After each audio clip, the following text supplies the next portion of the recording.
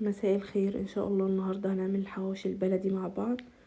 طريقه جدا سهله، بمكونات طبعا مضمونه في بيتنا احنا اللي عاملينه. مفيش فيه اي حاجه صعبه، مش هياخد مننا اي وقت. اول حاجه هبدا بالمقادير ونقول بسم الله. اول حاجه عندي هنا كيلو من الدقيق، وعندي معلقه من السكر، ومعلقه صغيره كده من الملح، وعندي كمان كيس خميره كده دوبته في شويه ميه دافيين وسبتهم على جنب. وعندي هنا نص كوباية تقريبا من الزبدة مسيحاها طبعا، هسيبها برضو على جنب مش هحتاجها دلوقتي.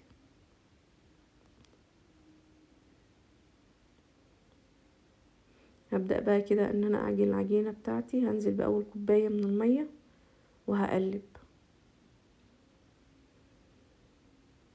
عندي كمان كوباية من المية، هبدأ ان انا انزل واحدة واحدة بيها كده لحد ما العجينة بتاعتي تلم معايا. ولازم ننزل في المية واحدة واحدة. عشان ايه؟ عشان العجينة ما تبقاش مرقة معانا. كمان الخميرة بتاعتي هنزل بيها وهكمل عجين. انا هنا خلاص كانت العجينة بتاعتي اكتفت من بالعجن يعني وكده، وعجنتها حوالي تقريبا 15 دقيقة. هنزل بقى في بالسمنة بتاعتي كده في الاخر خالص لحد ما توصل للقوام اللي انتوا شايفينه ده. هسيبها بقى على جنب تخمر ونبدأ المقادير بتاعتنا. طبعا المكون الاساسي هو اللحمة. انا عندي هنا 3/4 كيلو من اللحمة فرماه وسبت كده على جنب. جايزة كمان تقريبا 8 بصلات كده وسط، بدأت ان انا اقطعهم. وعندي كمان 5 من الفلفل الاخضر، قطعتهم وحطيتهم بقى في الكبة. وعندي كمان تقريبا كده 9 فصوص من الثوم. لو الفص بتاع الثوم كبير تقدر تستخدمي 5 أو 4 لو انت حابة. عملتهم كده كلهم في الكبة وخلطتهم زي ما انتم شايفين، مش ناعم قوي عشان البصل ما ينزلش ميته. وعندي هنا البهارات بتاعتنا، حطيت كده ب5 جنيه تقريبا من بهارات الحواوشي.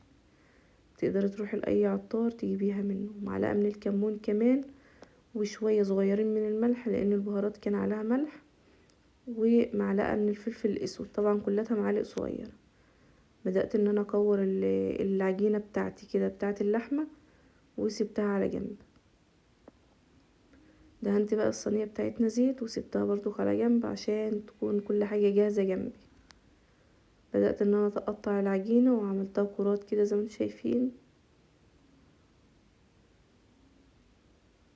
فردتها كده وحطيت كرة من اللحمة جواها وقفلتها. هعمل الكور كلها بنفس الطريقة وهكملها كده بنفس الطريقة وهسيبها كده على جنب.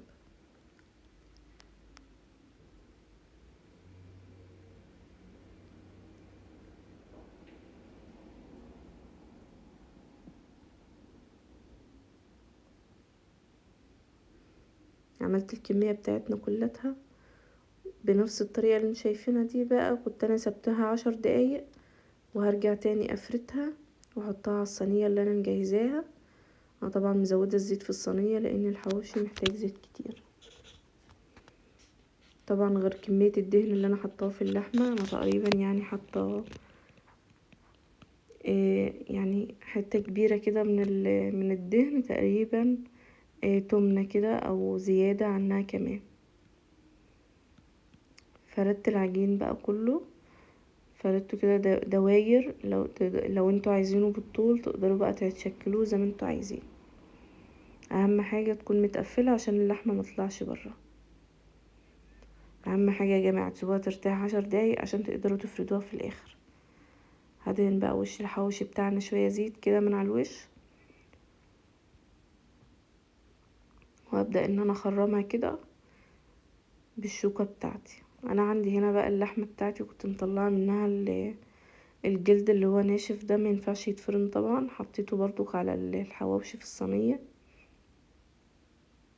وهبدأ ان انا اكمل بقية الكمية. دي كانت اول صينية معايا، ودي تاني صينية. هفردهم كلهم بنفس الطريقة اللي انتوا شايفينها دي. دي بقى كانت تاني صينية معانا، وما شاء الله هو طلع كده من الفرن زي ما انتوا شايفين. بألف هنا اللي هيجربه. وبس كده. اتمنى ان انتوا تشتركوا في القناة وتدعموني بلايك وشير.